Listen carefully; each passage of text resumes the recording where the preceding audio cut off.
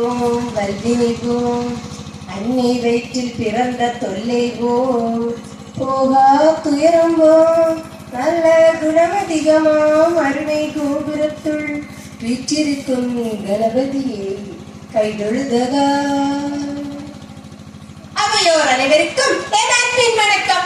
நான் இங்கு பாரத அன்னை தவமிருந்து பெற்றெடுத்த பிள்ளையின் ஆட்சியிலே பாரதத்தை வல்லரசாக்கி தீரவே வேண்டும் என்று முனைப்போடு செயல்பட்டுக் கொண்டிருக்கும் பல்வேறு சாதனைகளை பற்றி வல்லரசை நோக்கி பாரதத்தின் சாதனைகள் என்ற தலைப்பில் ஒரு சில கருத்துக்கள் உங்கள் முன் பேசலாம் என வந்துள்ளேன்.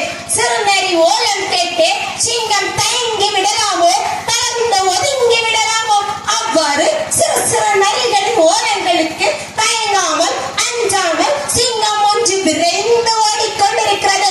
பாரதத்தை வல்லரசாக்கியே தீர வேண்டும் என்பதற்காக 2019 2020 காலகட்டம் கொரோனா என்னும் கொடிய அரக்கன் உலகை ஆட்டிப்படுத்த பல்லாயிரம் மக்களை தினசரி காவு வாங்கிக் கொண்டிருந்தார்.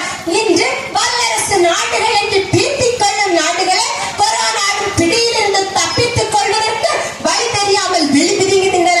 ஆனால் உலகின் குருவான பாரத தேசமோ விரைந்து கொரோனா தடுப்பூசியை கண்டுபிடித்து அனைத்து இந்தியர்களுக்கும் இலவசமாக முதல் கட்டம், இரண்டாம் கட்டம், ஏன் மூன்றாம் கட்ட தடுப்பூசிகளை கூட இலவசமாக செலுத்தி அனைத்து உயிர்களையும் காப்பாற்றியதோடு உன்னை போல் பிறரையும் நேசி என்ற சனாதன கொள்கையை மனதில் கொண்ட நமது அரசாங்கம் பல நாடுகளுக்கு வேண்டிய நாடுகள் அனைத்திற்கும் இலவசமாக தடுப்பூசிகளை கொடுத்து அனைத்து உயிர்களையும் காப்பாற்றி நாம் வல்லரசு ஆவதற்கு அதன் மூலம் ஒரு சிறந்த வழியை வகுத்துக் கொண்டது.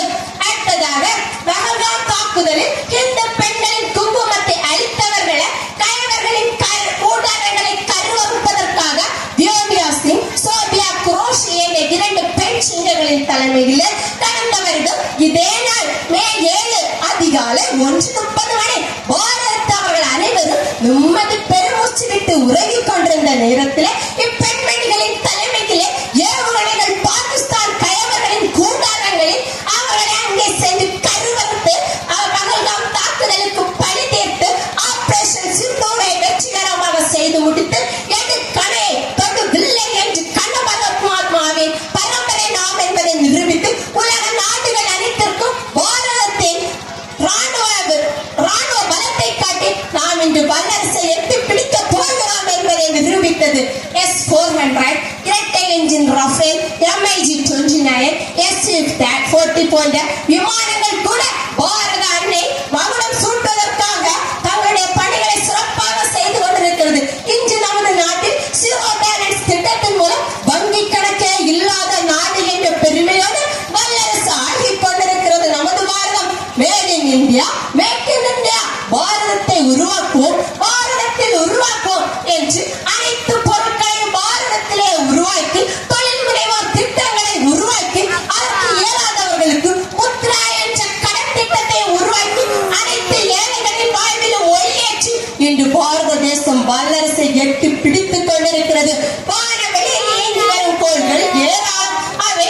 அவற்றில் அதோ அங்கே தெரிகின்ற நிலாவினை ஆராய்வதற்காக சந்திரயான் 1, சந்திரயான் 2, சந்திரயான் 3 போன்ற பல்வேறு ஏவுகணைகளை அனுப்பி அங்கே தடம் பதித்து கால் பதித்தும் அதோ தெரிகின்ற ஆதித்யனை கண்டுபிடிப்பதற்காக ஆதித்யா 1, ஆதித்யா 2 போன்ற ஏவுகணை அளித்து அங்கே பல்வேறு சாதனைகளை புரிந்து இஸ்ரோவானது வல்லரசு பாரதத்தை உருவாக்குவதற்காக தன்னால் இயன்ற அளவு சாதனைகளை செய்து கொண்டிருக்கிறது.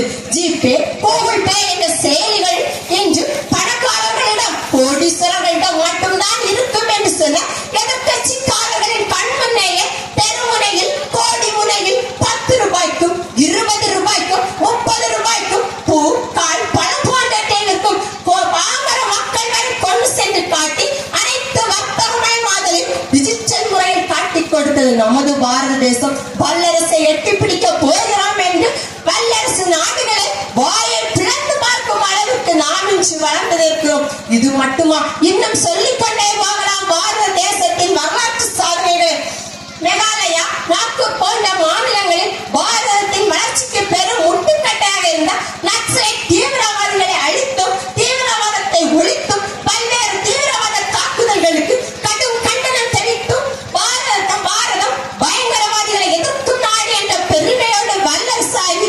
இருக்கிறது. ஆகவே பாரில் எல்லா தேசங்களில் எங்கள் தேசம் உயர் தேசம், இந்த உயரிய தேசம் உலகின் குருவாக மாறவும் பாரநாட்டை வல்லரசு மகுடத்தை சூட்டவும் நாம் அனைவரும் ஒன்றிணைந்து ஒருகை தட்டினால் ஓசை வராது, இருகை தட்டினால் ஓசை மட்டும்தான் வரும், பலகை சேர்ந்து தட்டினால் தான் ஓசை இடியாக விளங்கும். ஆகவே நாம் அனைவரும் ஒன்றிணைந்து பாரநாட்டை வல்லரசு மகுடம் சூட்ட ஒத்துழைத்து தேசப்பற்றோடு வாழ்வோமாக என்று கூறி முடிக்கிறேன். நன்றி, வணக்கம். பாரத்